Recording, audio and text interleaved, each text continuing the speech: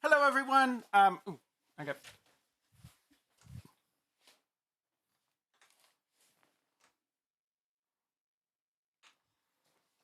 No, okay. Hello, everyone. I'm Scott Grizzard from the University of South Florida.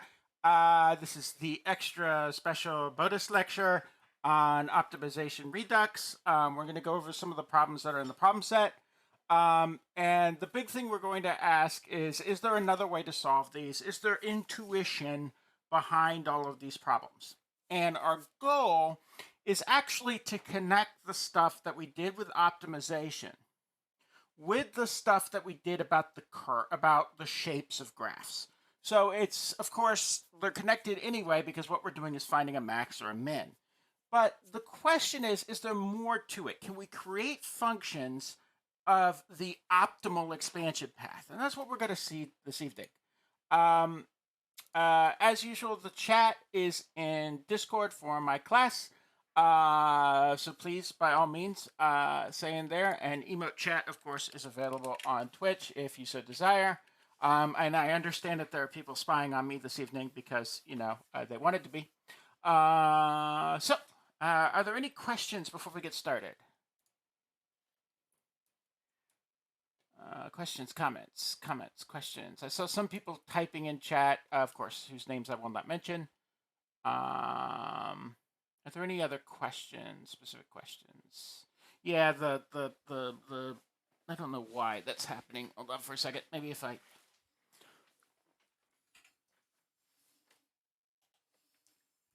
that make it go away. Yeah, it helped a little. Okay. The bootleg. I've got a question about the bootleg. What's the question about the bootleg?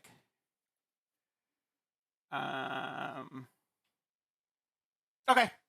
All right. So the question will be handled later. Okay. So again, there's no quiz to go over. So recall we had this situation where we were setting up parking, and 3 of the sides were visible to patrons.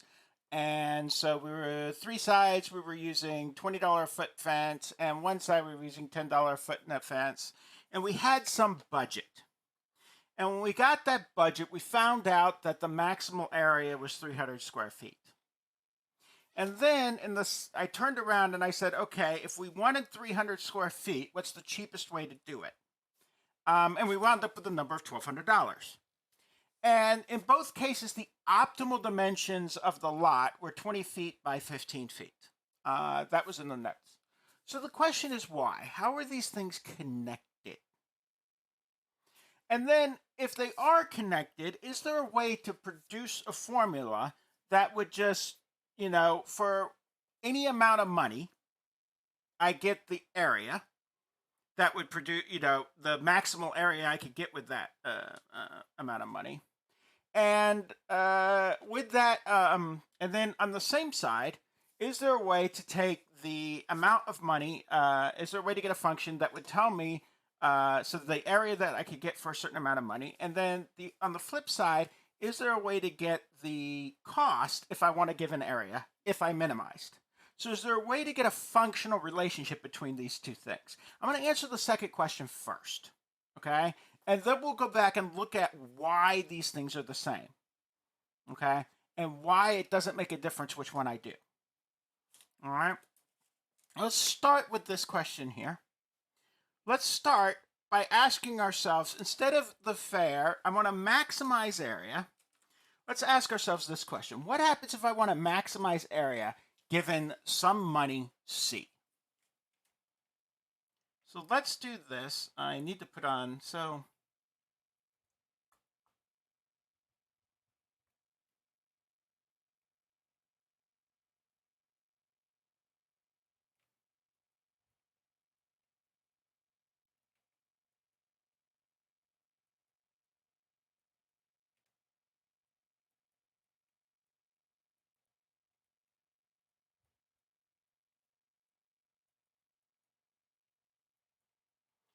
So what I'm going to do is I'm going to fix my costs. I don't know what they are. I don't know what the amount of money is, but it's some amount of money, okay? I'm going to call that amount of money C.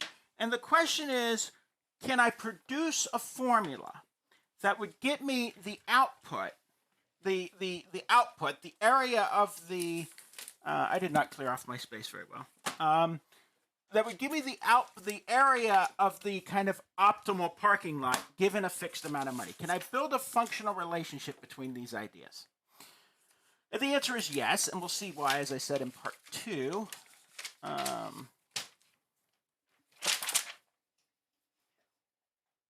I had to go break the grocery store before I came here. The chat for the stream is happening. You were in the right place.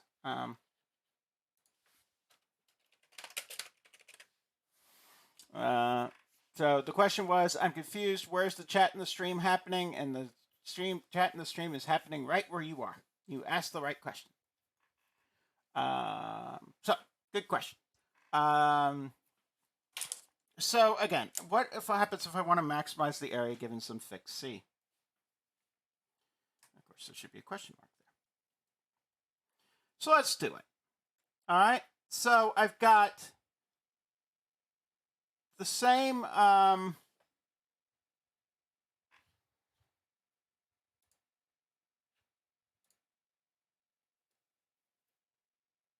Okay. Okay. So I have the same space. I have the same idea that I did before. But what I have is just some fixed cost.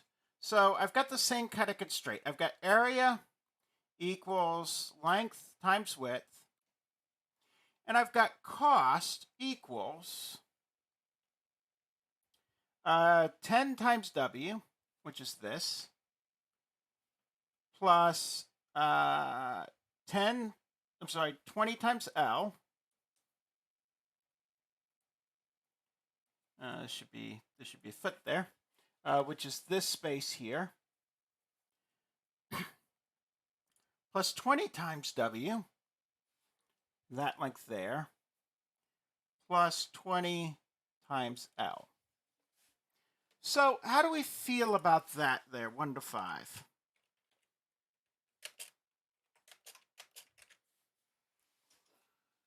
Uh, 1 to 5, not 11 to 5. Okay. There it is. That made it worse. There we go. Okay. So I have this idea that I just do that. Now, when I maximize, I don't know, I'm going to set one equal to the other, right?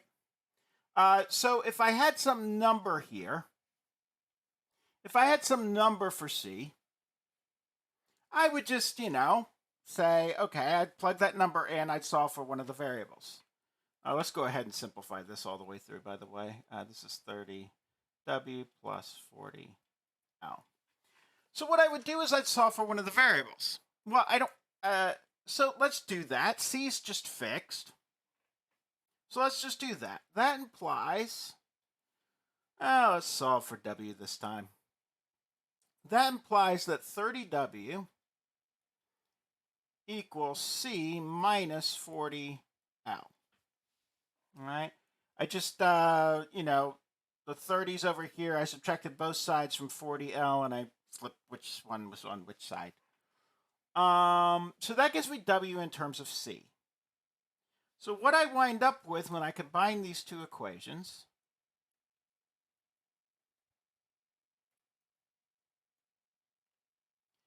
is A equals L. Okay, well, I'm sorry, this implies here, let me just finish that off, that W equals C minus 40, L over 30. So I wind up with L times this expression for W, C over 30 minus 40 over 30L. And I'm just going to simplify this a little. And I wind up with A equals, C times L over 30 minus 4 over 3L squared. Okay. So all I did was combine the equations. How do we feel about that? I don't have this highlighted yet. How do we feel about that 1 to 5? All I did was combine these equations, but now I've got this abstract C hanging out. Okay.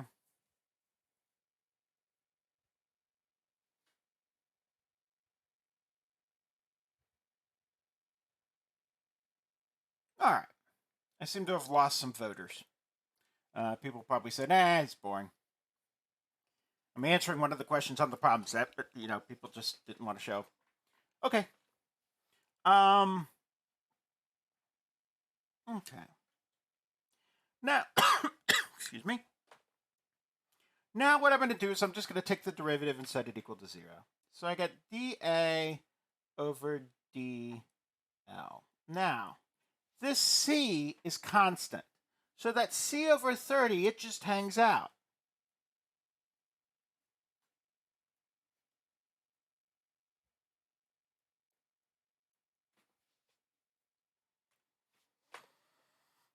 Okay, the cost is fixed, right? I'm saying for fixed cost,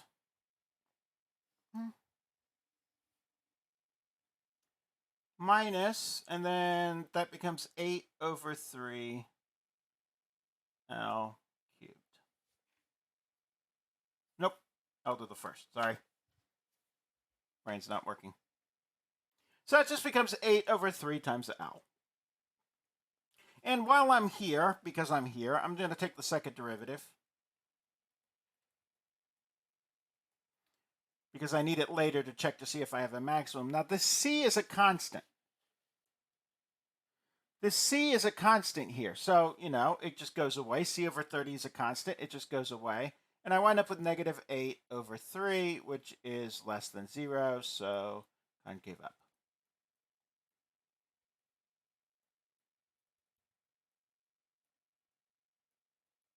And I have a maximum wherever it is. It doesn't matter. This whole equation's concave up.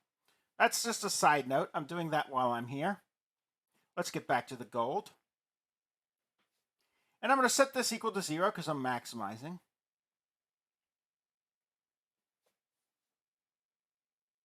And that implies that C over 30 equals 8 over 3L. Okay. Well, let's move the 30 over there, cancel out, and I get the following equation. I get that I want L by itself here, right? So I'm going to divide by 8. Oh, you're right.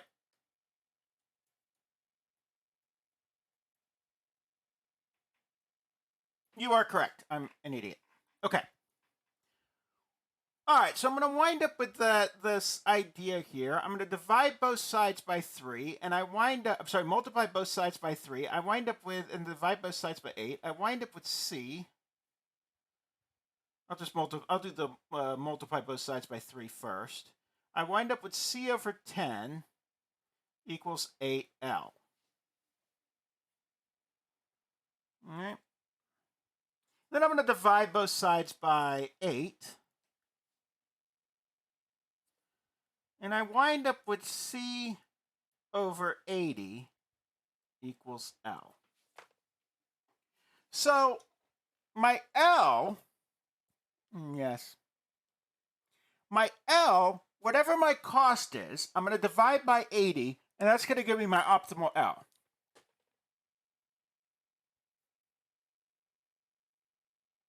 Okay. And then I throw this C over 80 solution back into my equation. And I wind up with C equals, and then I've got, let's see, where's that? Right, and I've got the W equals C minus 40 times C over 80 all over 30. Right, that was this equation up here. subbed in and horribly written.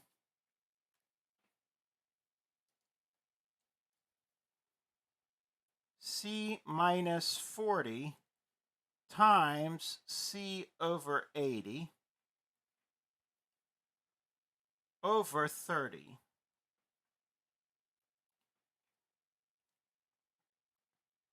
And that gives me what equation?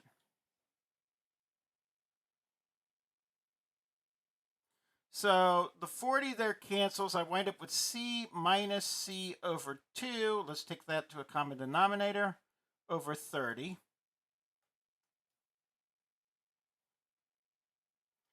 And that's going to give me C over 2 over 30, otherwise known as C over 60. So WL star equals C over 80. W star equals C over 60. Now that means that A star, whatever it is, equals C squared over 80 times 60. A number I actually don't really care about. But if you do, you can certainly work it out. What did I just do? That's why that's happening. Someone going to work it out for me? Come on, it's after 5. I can't do math. Okay, fine. 480.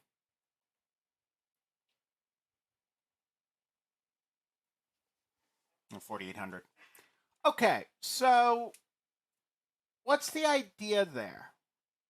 I just got area in terms of cost, whatever the area is. All right, this equation says that area, when optimized, is going to equal the cost squared. I'll just put this with an A.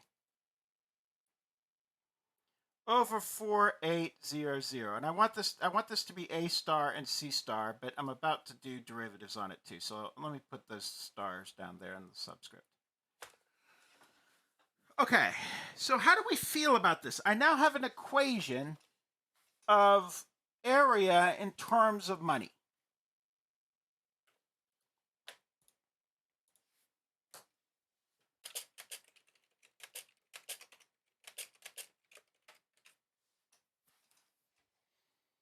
Okay.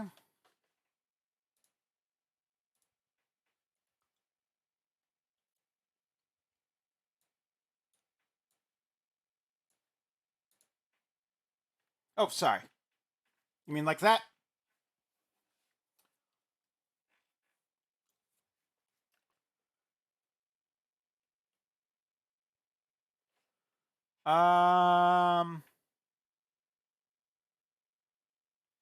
Okay, so for C over 30, I did C over 30 minus 8 over 3L equals 0, right? Because I took the derivative and set it equal to 0.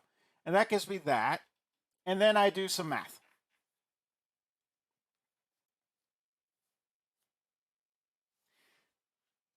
But now I have something interesting. Remember our original problem. I had a budget of 1,200.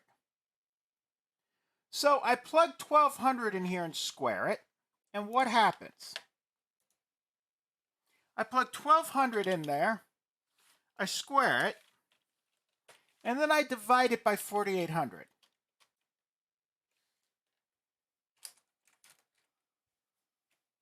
So here, if I had 1,200,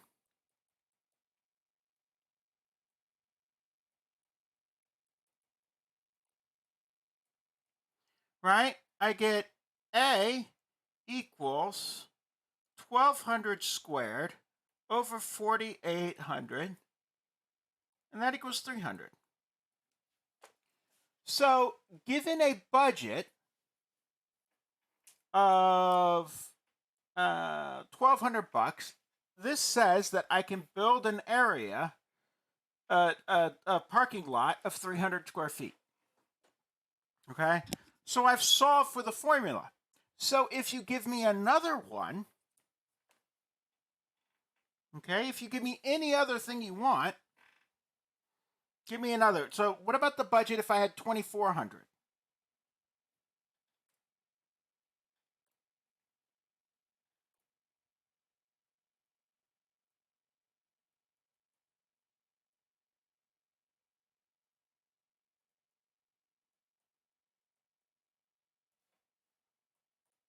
So if I had a budget of 2,400, I plug that into my little formula and I get that the area equals 1,200 square feet.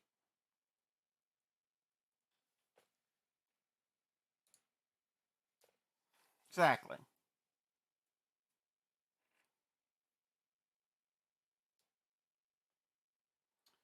Sorry, there's a question. In the equation W star, where does the C over 2 come from? Oh, 40 times C over 80 is C over 2. Right? 4 over 8 is 1 over 2. Or 40 over 80 simplifies to 1 over 2. So we have this interesting idea.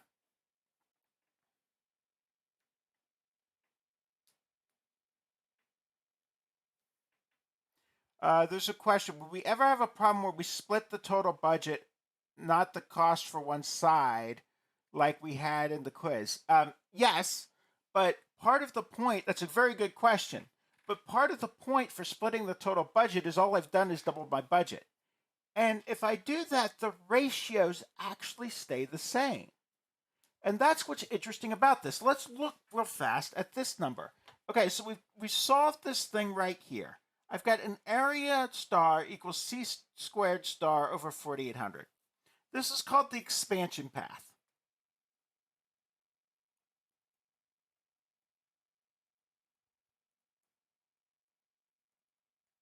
And I'm going to get back to it in a minute. There's one other little thing that's interesting here. Look at these numbers here. This is interesting. Look at those numbers there. I got an L star in terms of cost and a W star in terms of cost. That's interesting. Well, what happens if I combine these two equations under C? Okay, so this one here gives me that 60 W star equals C. That means that, and this one here gives me that 80 W star equals C. I combine those two equations along C, and I get that 80 W star, equals 60 W L star. Where's the L star? Oops, that should be an L.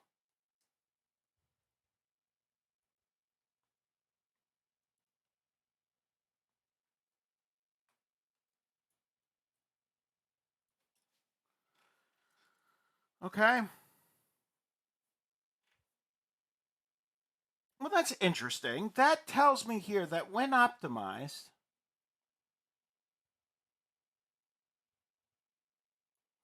L over W equals 6 over 8, which is the same thing as 3 over 4.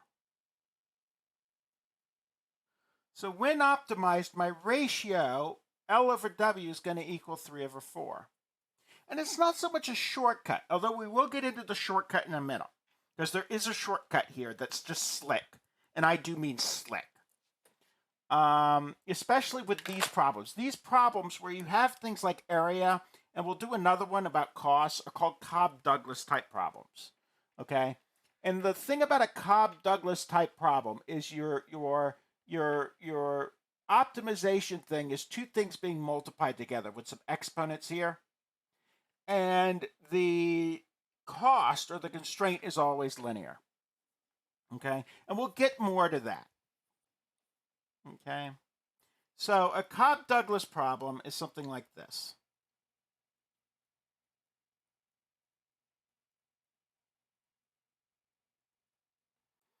Okay? A Cobb-Douglas problem looks like this. It's got some kind of output, I'm going to call it Q, equals W to the alpha, L to the, L to the beta. And cost is some kind of linear function of the factors. That shouldn't be a W, that should be a K, sorry. There's a reason for this. So some kind of thing called RK plus WL, where alpha, beta, R, and W are constants.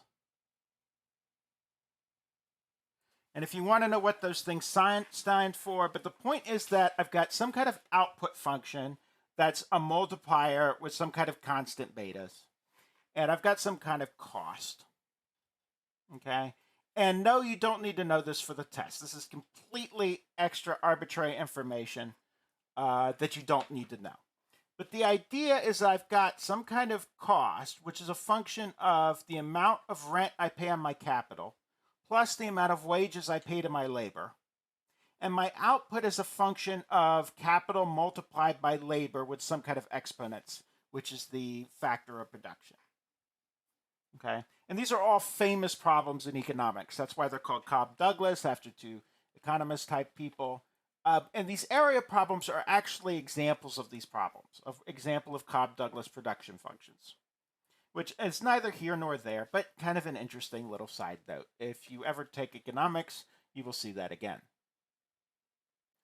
Okay, let's go back here to this. So I have this idea, when optimized, I have a fixed ratio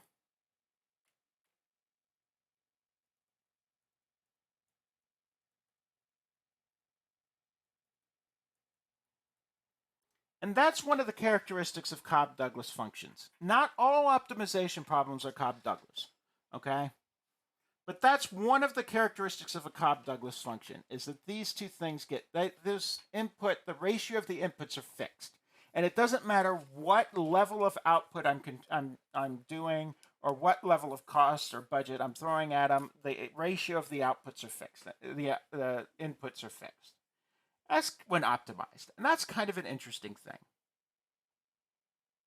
Now let's go back to this expansion path thing. So how do we feel about that? And again, I'm not like just that this idea that there are these functions with special characteristics, that there's this class of problems that look like this that are kind of interesting. Okay. And again, I'm not like, I'm not really interested in the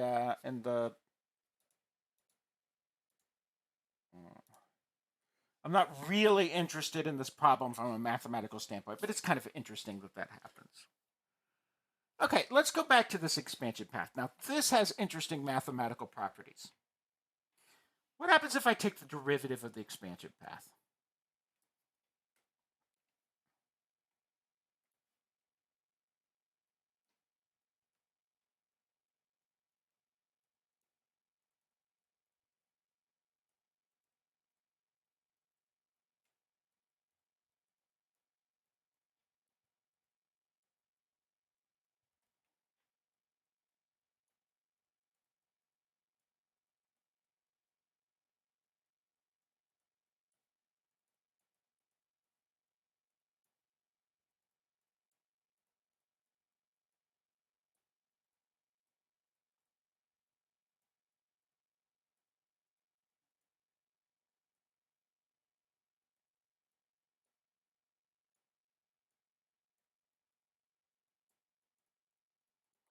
Okay, so given a certain cost, this expansion path tells me this optimal output. So how do we feel about what the expansion path tells me? 1 to 5. This is 1 to 5. How do we feel about what the expansion path tells me?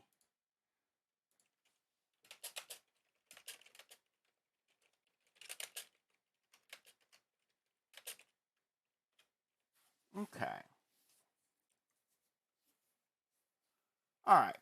So the expansion path is telling me, given any level, any amount of money I throw at it, what's the biggest area I can get? So for example, here I had 1,200. Here I had $1,200. I threw that into my expansion path and I wound up with 300 square feet. So this tells me the amount of area I can get per dollar thrown in. Likewise, if I threw in $2,400, I wind up with an area of 1,200 square feet. Okay. So it tells me it gives me a nice shortcut. If I had a whole bunch of these, like if I asked again and again, okay, what was the amount if I give $1,200? What about $1,500? What about $1,800? Et cetera, et cetera, et cetera. It would tell me what the areas were associated with each amount of thing.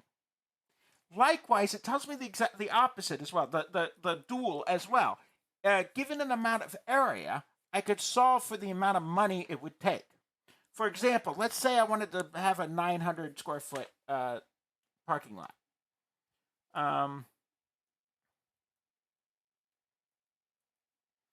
I want 900 square feet of parking lot.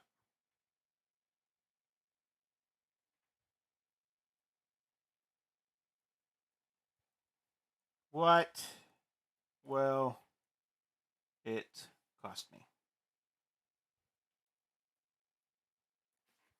So if I want 900 square feet of parking lot, the question is, what will it cost me? I could do the whole optimization problem again, or I just throw in 900 under the area.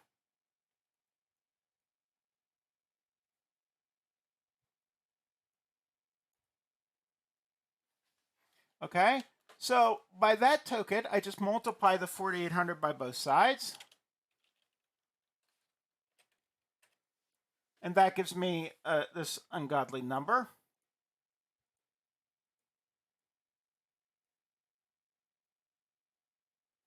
Do I have enough zeros? 1, 2, 3, 4. 1, 2, 3, 4. Yep. Okay, and then I take the square root of that number. Have fun with that, right?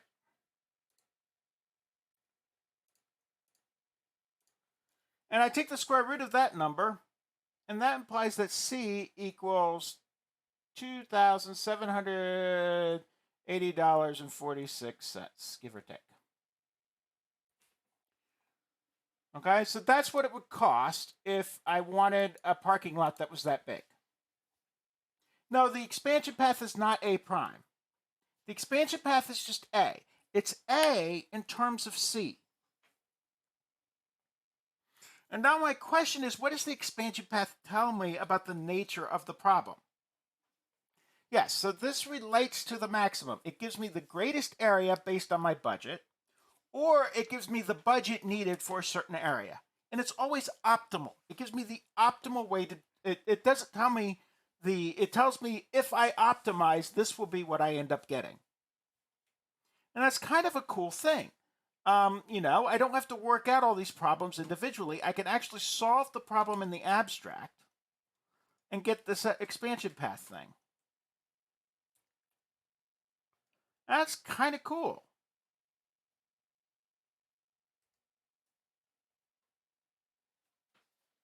Okay.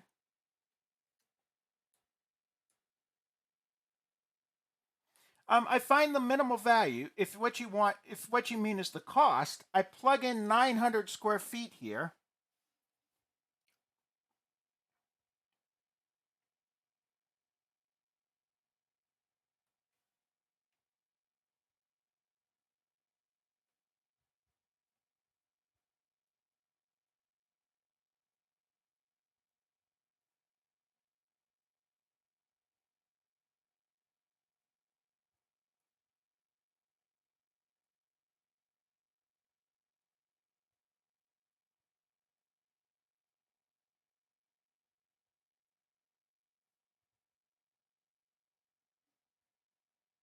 Right? I just solved for C. And that gives me the minimal amount of money to build my parking lot. Does that answer your question? It's kind of a cool thing. Well, let's talk about the properties of this expansion path.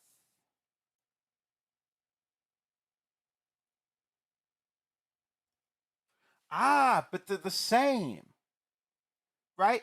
Maximize the area or minimize the cost. Okay? That's the point. They're the exact same problem. I maximize the area or I minimize the cost. So, given a fixed area, I find the minimal cost, or given a fixed cost, I find the maximal area. It's the exact same problem. The problems are dual to each other. And that's what's really cool about this. How do we feel about that? 1 to 5. That's kind of deep. The problems are dual.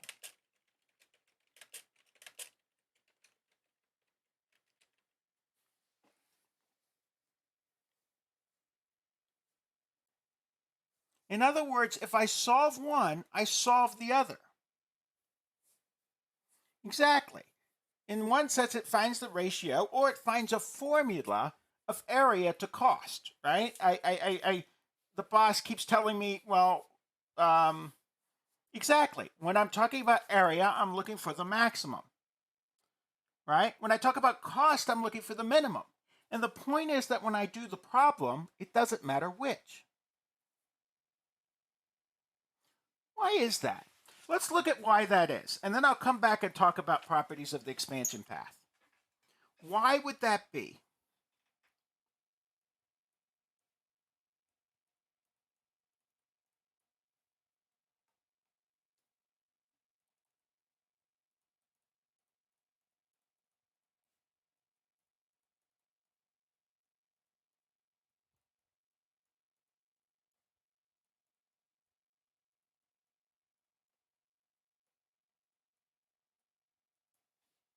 Why does this expansion path answer both problems at once?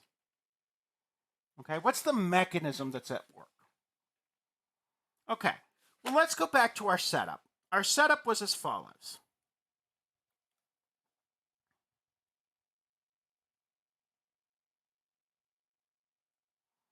Okay, our setup down here was as follows, right? It's what I'm going to do is I've got A equals L times W, and I've got C equals 30W plus 40L.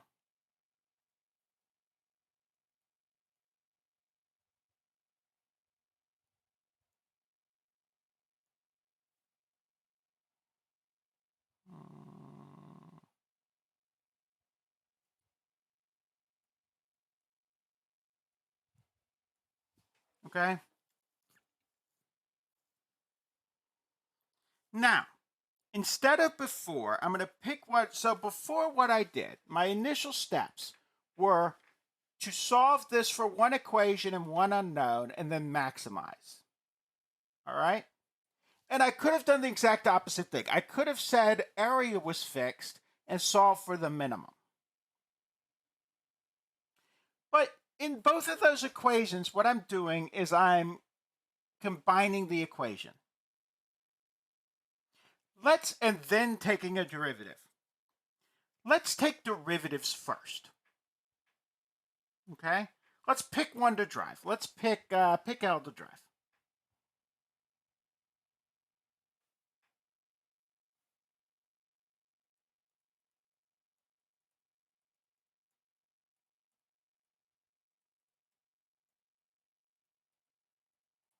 So let's just take derivatives first.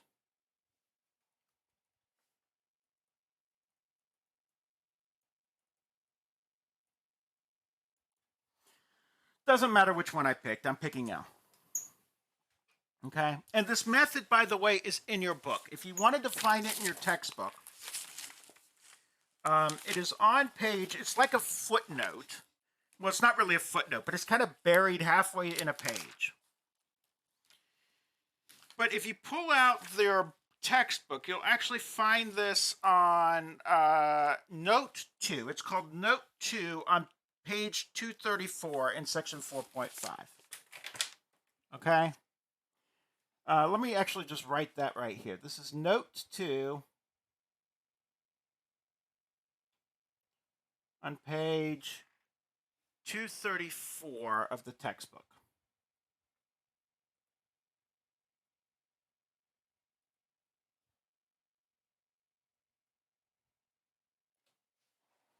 Okay. So it is in the book. This is not some crazy thing that Scott is doing. Scott does do some crazy things. This is not one of them. Okay, well, let me rephrase that. Scott is not the only person who does this crazy thing. Okay, it's in the textbook. Okay, this is not something absolutely off the reservation. It is in the textbook. Let's do this. Let's take the derivatives first. I'm going to pick L to drive. So I wind up with the following thing. I'm going to do dA over dL equals, well, I need the product rule. The derivative of the first, 1 times dW over dL plus L, sorry, that should be just W, sorry. L times, so the derivative of the first, 1, times W, plus the derivative at the first times the derivative of the second. So I'm just going to take the derivative implicitly. And then I'm going to do the exact same thing in terms of cost.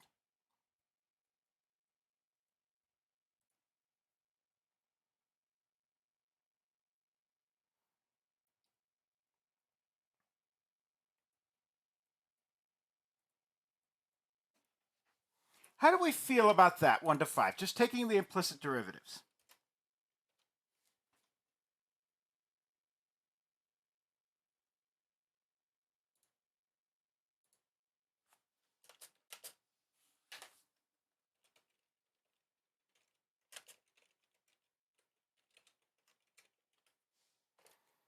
Okay. Now, here's the question. If A was to be optimized and C fixed, what would I do to dA over dL?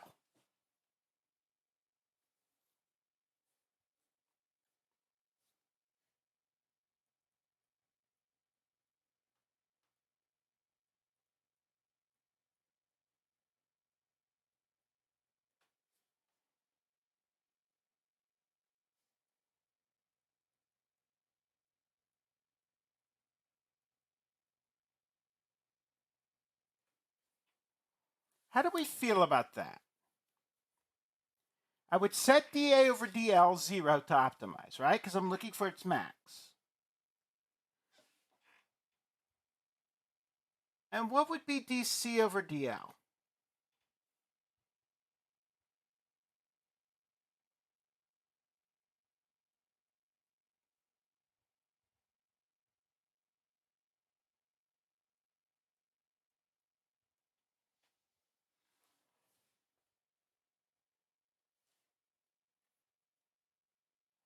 Yeah. dC over dL is 0, right? Because C is a constant. Now, on the other hand,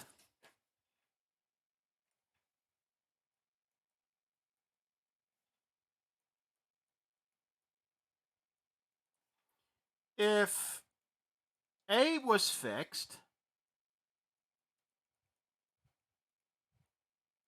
and C was optimized,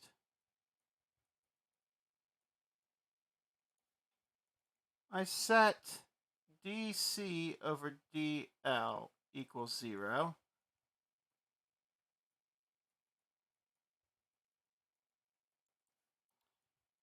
And dA over dL equals 0 because A is fixed. How do we feel about that, 1 to 5?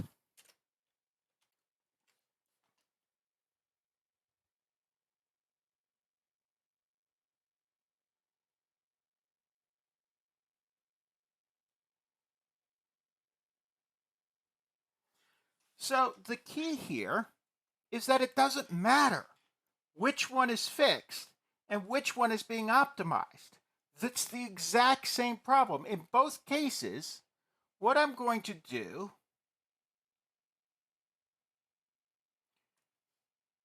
in both cases, either way, both of these things equal 0.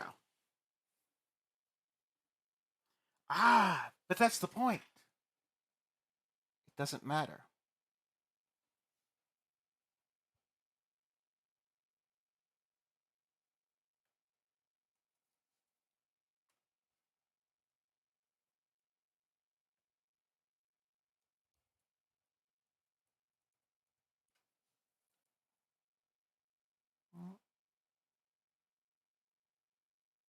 It equals 0. It's not set equal to 0, but it actually doesn't matter.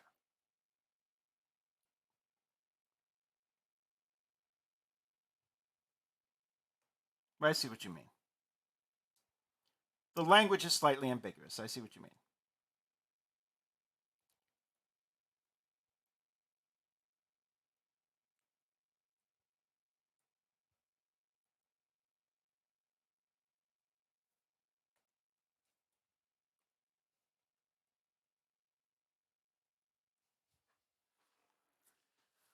Is that better?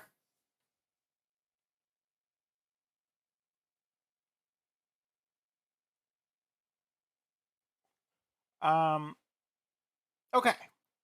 But it doesn't matter which one's which. Either way, this is going to be the operation.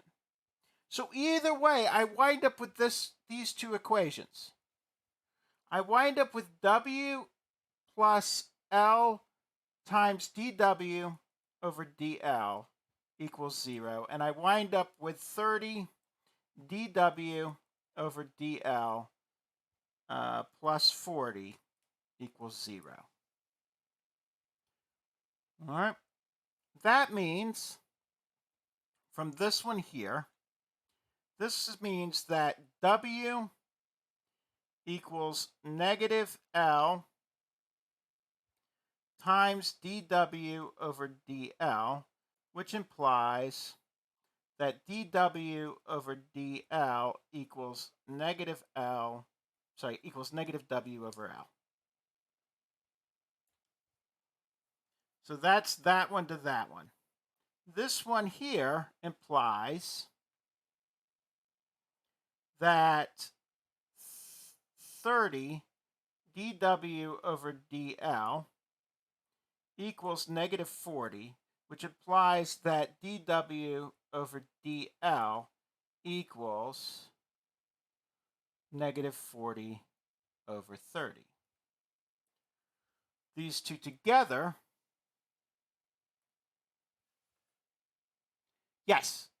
So one is 0 because it's being optimized, the other is 0 because it's constant, and I don't care which one is which.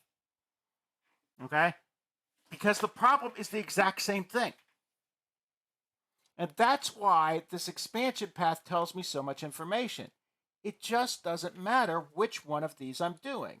If what I'm doing is solving for the expansion path, I'm going to wind up with the exact same number either way.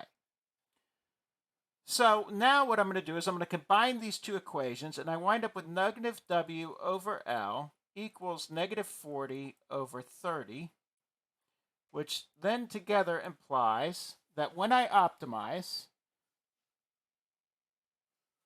W over L equals 4 over 3. Okay?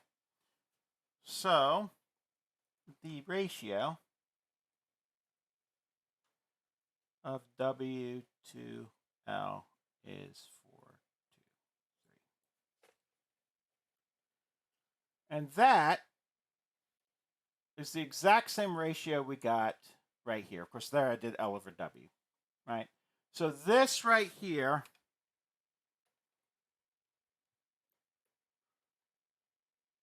and this right here say the exact same thing. Okay? How do we feel about that, 1 to 5?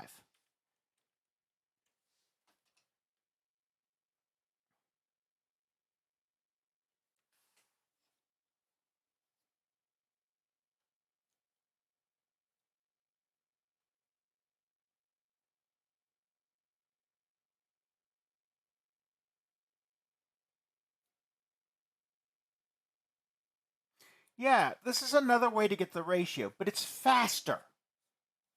That's the real point, is that this process is actually faster if you understand it. If you understand it, once you get your constraint, I don't have to solve and I don't have to deal with a bunch of algebra. I take both derivatives and I set them equal to 0, and I wind up with a ratio. Right? I wind up with W over L equal to 4/3, which gives me that W equals 4/3 L. So now I go back up, and it doesn't matter. I've got this optimal ratio. Now I just sub it back into whatever I needed to sub it into. In the original case, I would sub it into 1200 equals this and solve for that. In the other case, I would just plug it into area and solve for that. Yes, I will do another example. And it doesn't matter what I picked to drive. W would have done just as well. Okay? The point is that I wind up with the ratio. Okay? I wind up with W in terms of L. So now if I go back to my area equation, I have area equals L times W. Well, I know that W equals 4/3 L.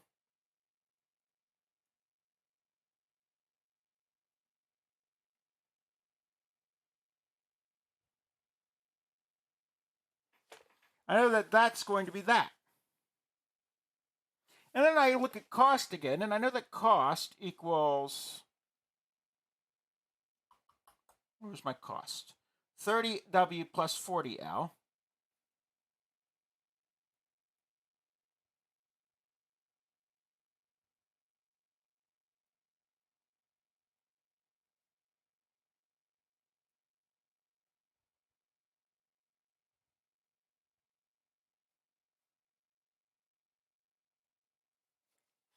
So I know that cost is 30L, is 80L. Well, if I combine these two equations, okay, I wind up with this right here says, this right here also says that C over 80 equals L. And I combine these two equations, or I could do what I did before, and I wind up with my expansion path. A equals, sorry about that, that's really bad. A equals 4 over 3 times C over 80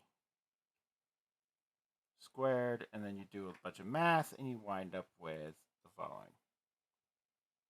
And you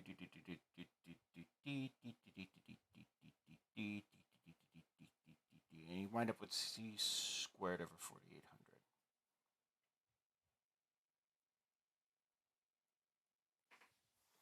Okay? And that is the exact same expansion path I got right here. And it doesn't matter which one I choose to drive. It doesn't matter what I choose to drive, but more importantly, it doesn't matter what I did. If I minimize cost or maximize area, I get the exact same answer. Why? Because either way, I'm taking the derivative and setting it equal to 0. One of them 0 because it's a dead, because one of it's 0 because it's a constant, and one of them 0 because that's the one I'm optimizing. So how do we feel about that? Here, 1 to 5 now. Why it shouldn't matter?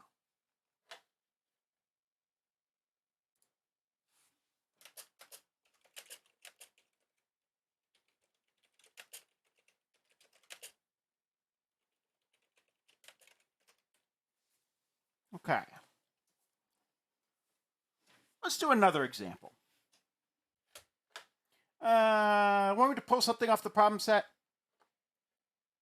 That's always a popular option. Let's pull something off the problem set here.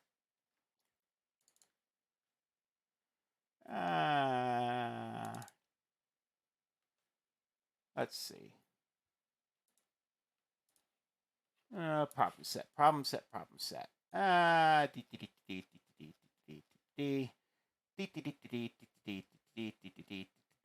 So this was part So of number 1, we did A and B in class before. Now I've shown you how to do C and D. We'll get back to E in a moment. Let's pull one of these off. Let's do A. I like A. A's fun. Okay, so we've got, Republicans and Democrats, and they're producing campaign commercials. Let's see if I can get the LaTeX for this. I can't.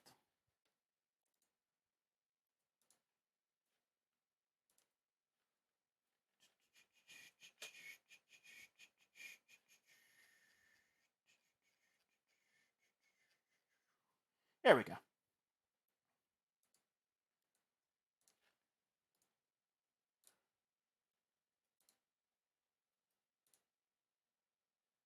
Okay, that didn't work.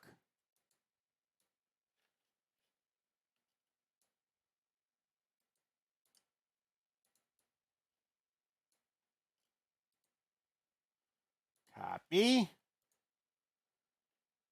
Paste as picture.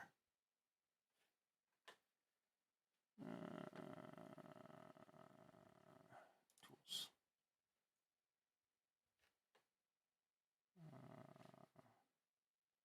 Comment.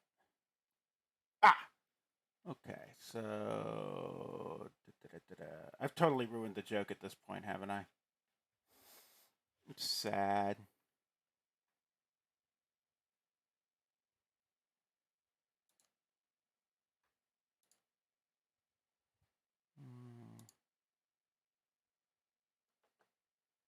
There it is.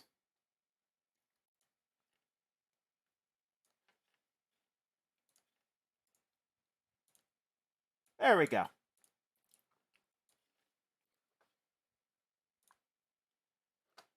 So both Republicans and Democrats create campaign propaganda that produces benefit to society according to the following formula. BS equals R to the 1/3, D to the 1/3, where R denotes minutes of Republican propaganda and D is minutes of Democrat propaganda. Republicans can produce propaganda cheaper because they like talk radio, while Democrats have to deal with unions and it's more expensive. So the question is, can I find the optimal ratio of Democrat to Republican campaign propaganda to maximize the benefit to society? I always get chuckles from this in class, so I get virtual chuckles. I'd like some virtual chuckles. Can I get some emotes, please? Can I get pity emotes for the joke, please?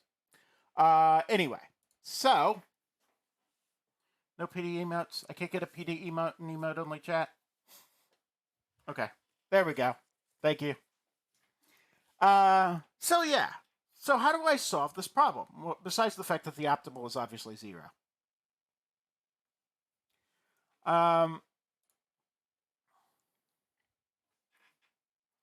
So how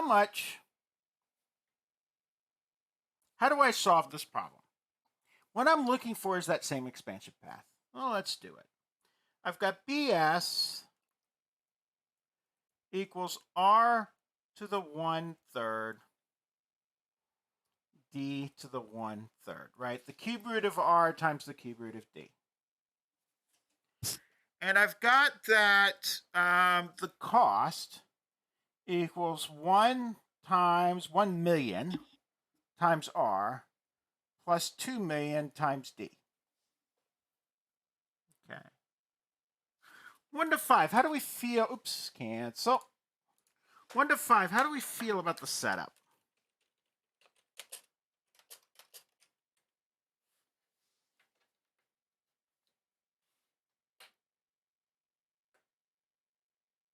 All right, what I'm asking here.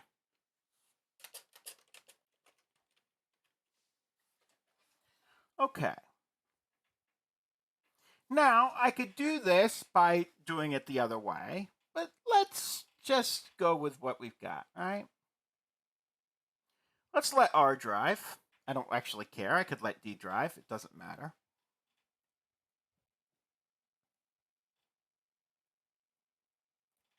So now I'm going to do dBs over dr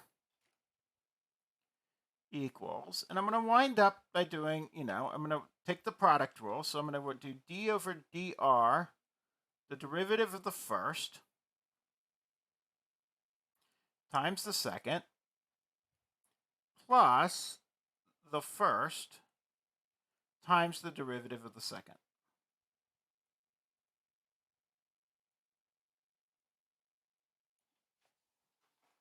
Okay.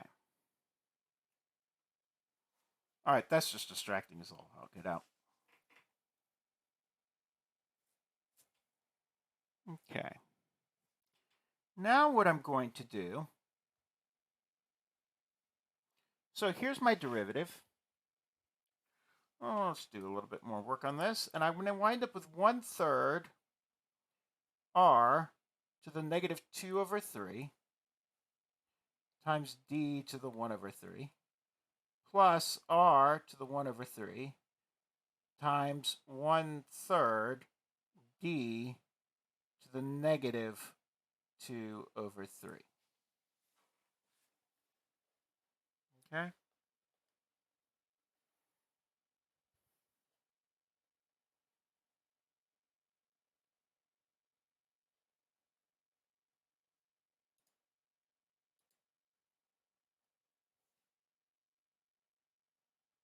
Now,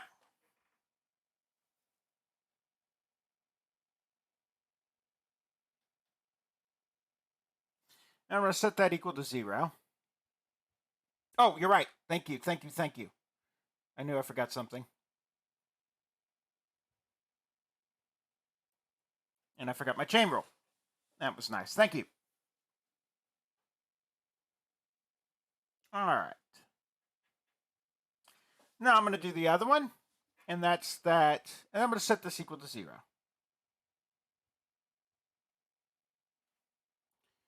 And that's going to give me the following equations, right? That's going to give me that negative, this whole thing implies that negative 1 over 3 r to the negative 2 over 3 times d to the 1 over 3 equals r to the 1/3 times 1/3 d to the negative 2 over 3 dd over dr. I'm going to divide everything through, and I wind up with those two terms canceling. Oops, I don't want to do that in that color. These two terms cancel, except for the negative 1, of course. And what I'm going to wind up with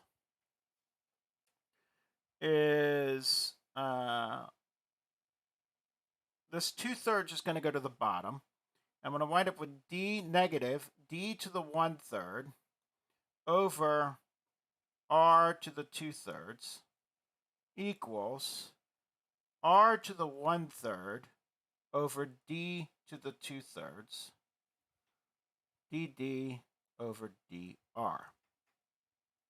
And then when I divide both sides by d to the 2/3, I wind up with multiply both sides by d to the 2/3 and divide both sides by d to the 1/3. I wind up with negative d to the 1/3 d to the 2/3 over r to the 2/3 r to the 1/3 equals dd over dr. And of course, these things are very nice, and they work out nicely because I get dd over dr. I add my exponents, and they both add to 1. Don't you love that? D negative d over r. And it's just beautiful. Just makes me all sorts of happy. All right. That's nice. Now let's look at the other one. dc over dr equals 1 plus 2 dd over dr. I set that equal to 0, and I wind up with dd over dr equaling negative 1 over 2. I combine these two equations.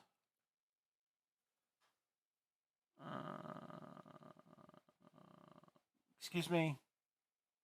Which like term? Yeah. So I assume you're talking about, in chat, I assume when you said you're confused about how I did that, you're talking about this piece up here.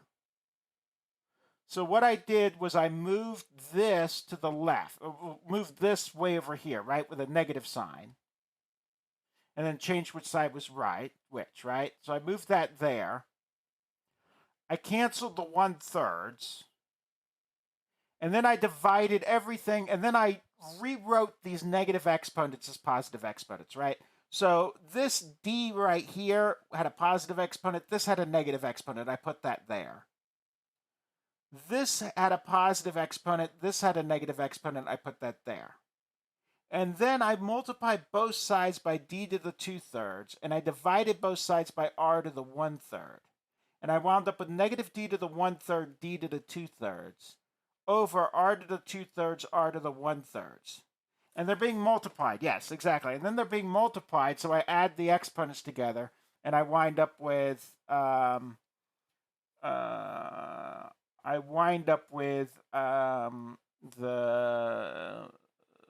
they all add up to 1. Which r to the 1/3? Are you referring to this r to the 1/3? This r to the 1/3, I'm dividing both sides by that one. So I'm not subtracting, I'm dividing. So I don't change the sign. Yes. So on this one, I moved this. That's where that -1 came from. Oh, you're talking about this term here? No, but I gave the number 1 over this one.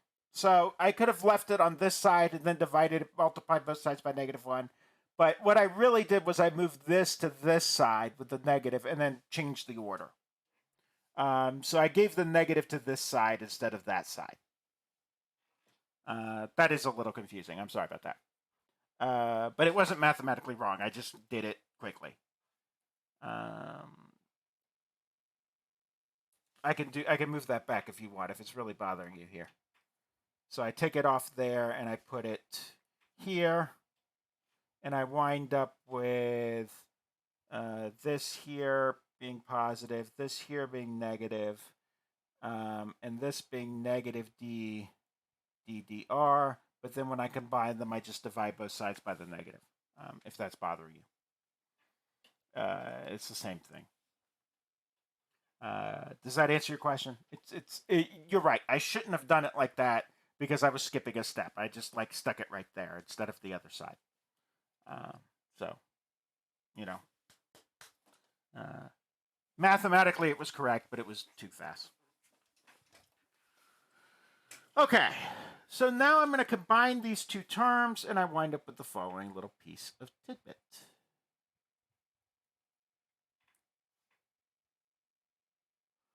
Now I wind up with negative d over r equaling -1 over 2, which of course means that d over r equals 1 over 2. All right. Interesting.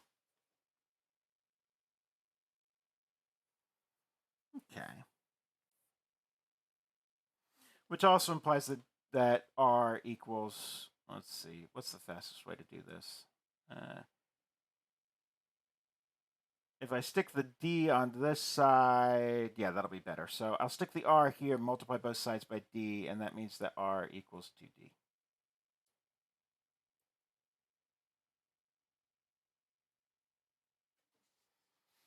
Okay, so now I've got the ratio that I want.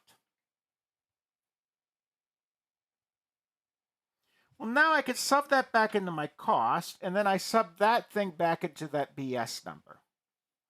So my cost now equals, my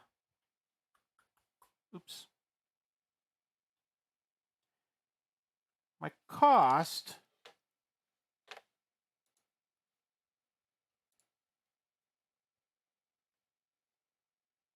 I'm sorry, I got distracted here.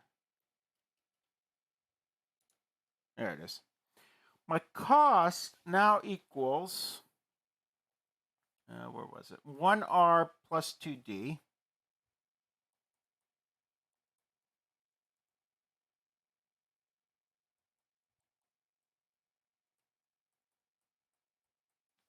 So my cost now equals 4D. In other words, D equals 1/4 the amount of money that I spent.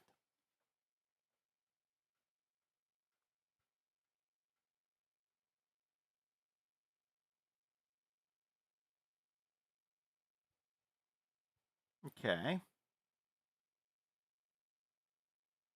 Well, that means let's do the other one.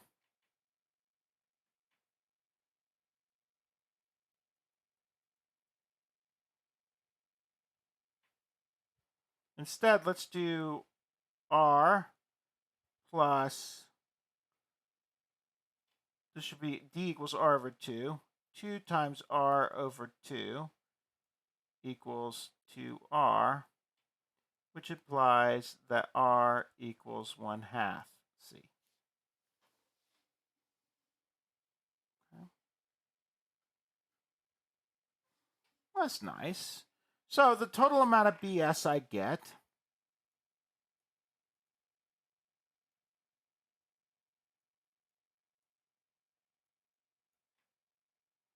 this was to the 1/3, wasn't it?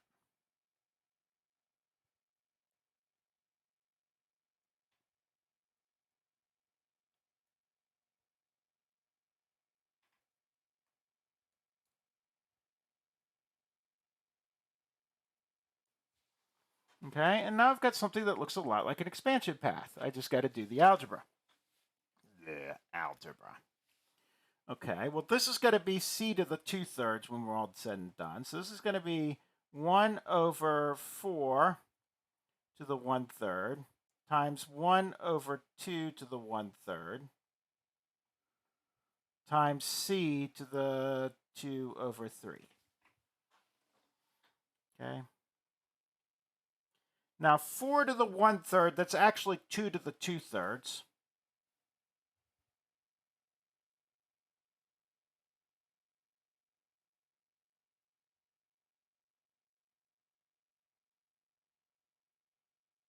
Just a little side note. So, ooh, that's going to work out nicely, isn't it? Because that lower thing becomes 4 to the 2 to the 2 over 3 times 2 to the 1 over 3 times C to the 2 over 3, which equals 1 over 2 times, which equals C to the 2/3 over 2.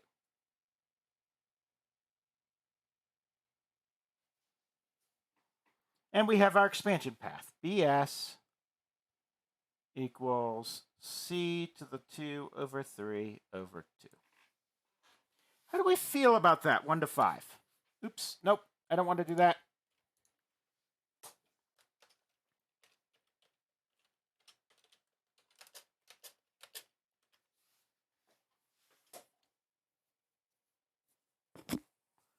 All I did was solve for the expansion path.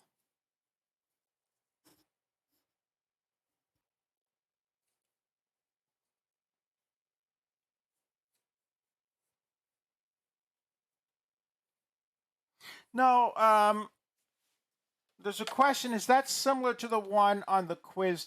Oh, shoot. Did I just do the one on the quiz? No. Tell me I didn't just do the one on the quiz.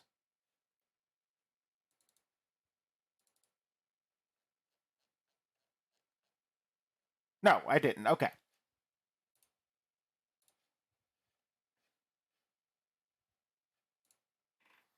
Okay. So, well, let's ask ourselves that thing. No, there's a lot of algebra in here, and there's a lot of exponential algebra. But if you work it out, the algebra actually works out kind of clean. Okay? Now, there's a lot of exponents in here, right? You have to know that this 4 thing is really 2 squared, right? So what you wind up with is 2 to the 2/3. But 2 to the 2/3 times 1 to the 2/3 is, well, 2. You have to know that this winds up being the cube root of 8.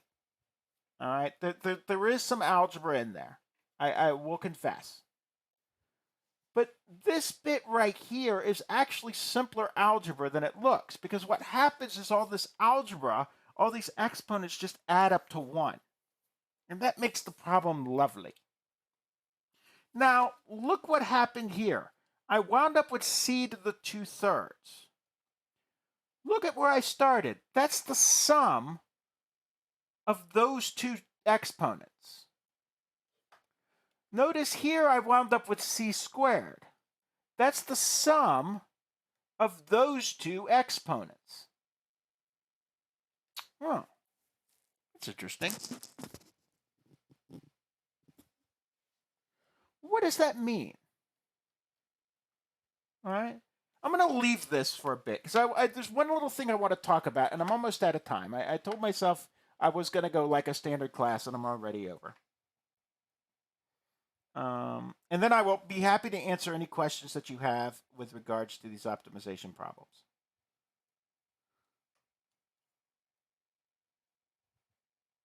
Let's go back to this idea. Let's go back to the expansion path.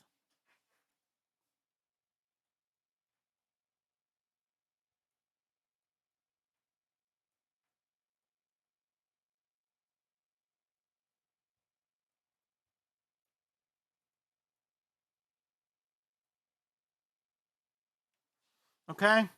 So BS equals c to the 2/3 over 2. That means that dBs over dc. Notice now I'm taking the optimal. Equals 2/3 times 2. I'm sorry, 2/3 over 2. So that's going to be 1/3.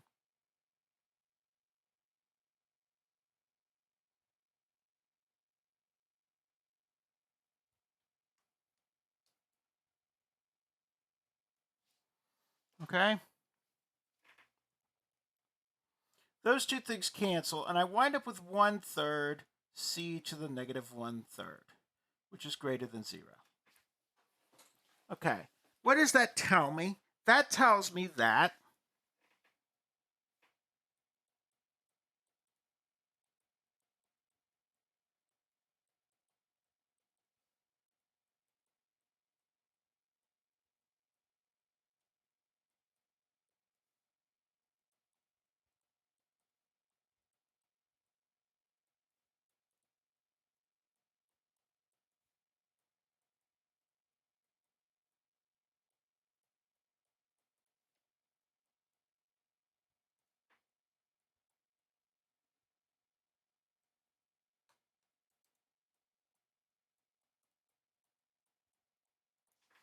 tells me that I always get more BS when I spend more money.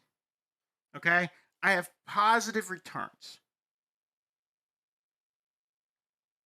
Okay?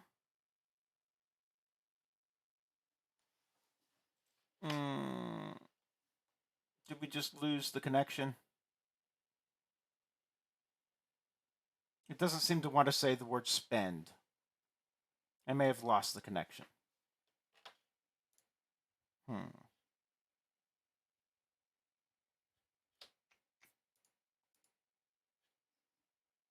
Oh, there it goes. It's thinking about it.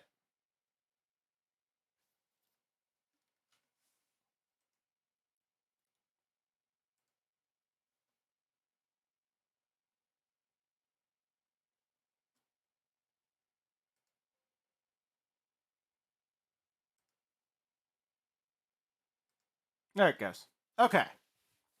As I said, it had to think about it for a moment. So I always get increases with the amount of money I spend. However, look at the second derivative.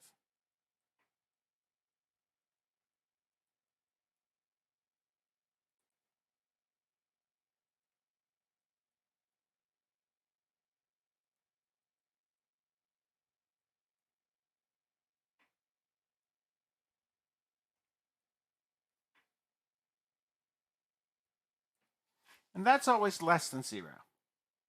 That says I get diminishing returns. That says my cost curve is concave down. I mean, my expansion path is concave down. I get diminishing returns to scale.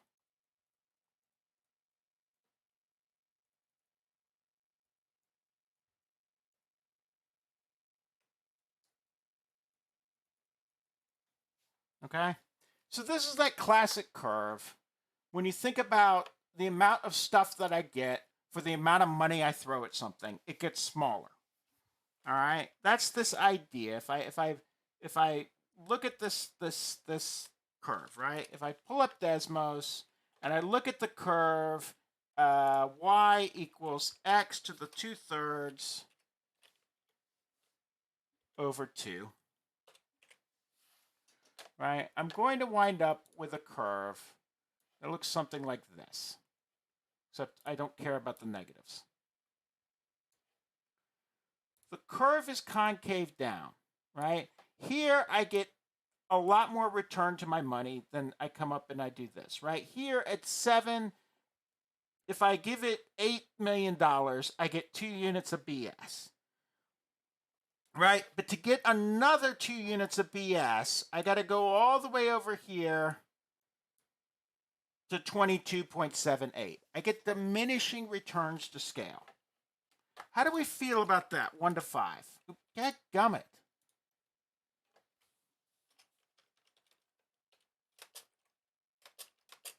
This is this idea of diminishing returns to scale. That's what that second derivative of this expansion path is telling me. Now, let's compare that to our earlier expansion path. Earlier we had another expansion path. Here, our expansion path was c squared over 480.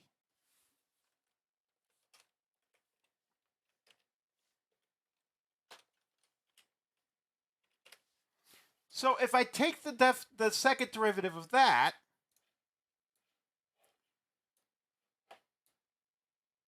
I'm going to wind up with something positive. This curve is concave up, okay? Which means, right, for the first 1,000, in order to get to the first 1,000 units of area, right, in order to get the first 1,000 square feet, I need $2,200.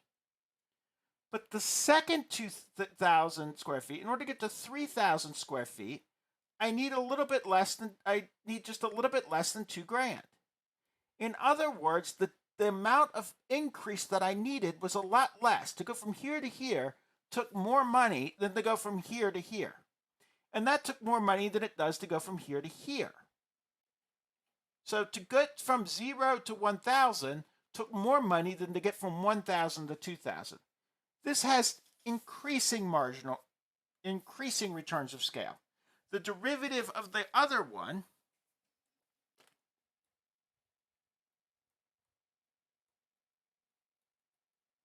So this was area equaled, what was it again? C squared over 4,800.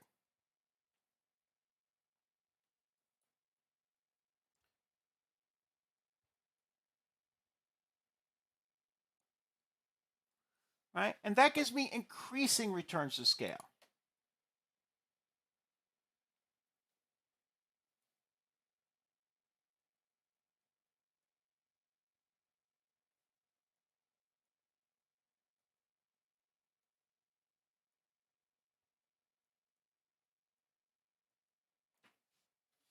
Right? And that's the difference.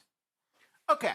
So 1 to 5, how do we feel about that? This idea of the second derivative telling me, dadgummit, why did I do that again? This idea of the second... Okay, that time I actually hit Control C, not Control V. I don't know why it did that this time. Okay. How do we feel about that? This idea of diminishing and increasing returns to scale.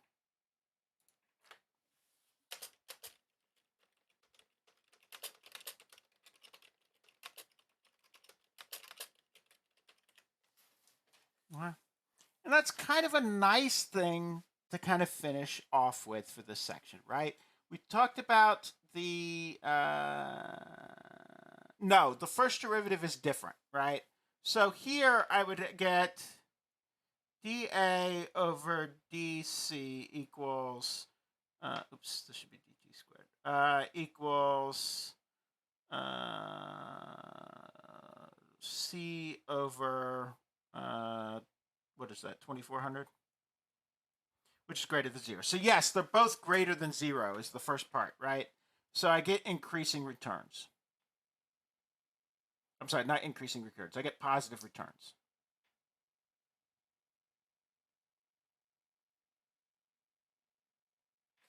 Okay. But here, dA over dC, d squared A over dC squared equals, I take this again, and I wind up with 1 over 2400, which is greater than 0. I get increasing returns to the scale.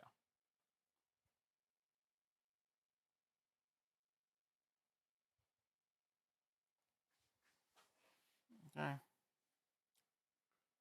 But yes, the derivative for both was both positive. Okay. All right.